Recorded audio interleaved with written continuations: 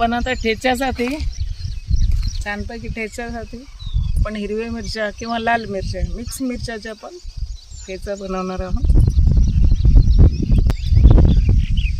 आणि आपल्या घरच्या मिरच्या तोडल्याला बनवण्याचा आनंद वेगळाच.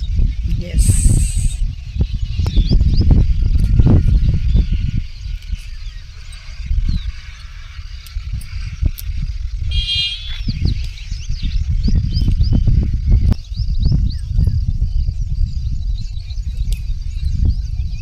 जास्त तिखट नाहीत ह्या, मिडियम तिखट आहेत. खूप तिखटवाले आहे, वेगळे असतात. हे लांब आहेत, जरा बारीक आहेत, अशा पातळ. त्याच्यामुळे ह्या मिरच्यांना आता हिरव्या मिरच्या कमी राहिल्या, आपण शोधून शोधून काढतो.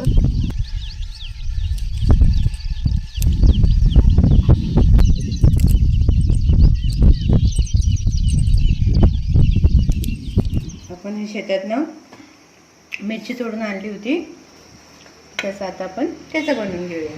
सगळ्यात पहिल्यांदा गॅस चालू केला इथे मी.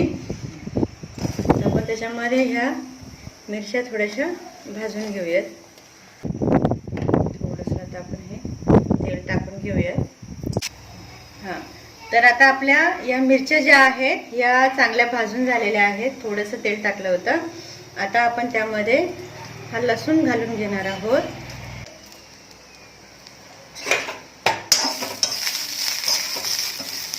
तर आता आपण याला थोडंसं परतून घेणार आहोत. थोडंसं चांगलं भाजून घ्यायचं, म्हणजे आपला ठेचा जो आहे हा चांगला टिकतो.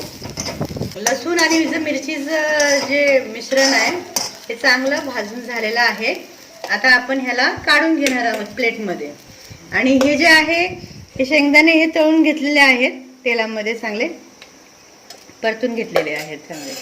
आता आपण हे सगळं जे आहे ह्याला आपण थोडंसं 2 मिनटं आपण थंड होऊ देऊयात.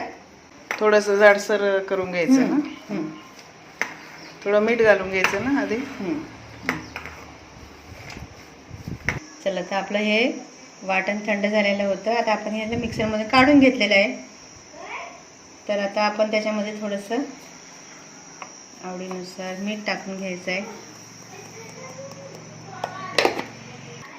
चला, तर आता आपला हा मिरचीचा ठेचा रेडी झालेला आहे. मिक्सरमधून आपण त्याला बारीक करून घेतलेला आहे. तर आपला ठेचा जो आहे तो झालेला आहे. आणि आपला हा एकच उद्देश आहे की आपल्याला जे चांगल्या गोष्टी येतात बाबा, तर त्या आपण दुसऱ्यांना पण शिकवाव्यात किंवा दाखवाव्यात.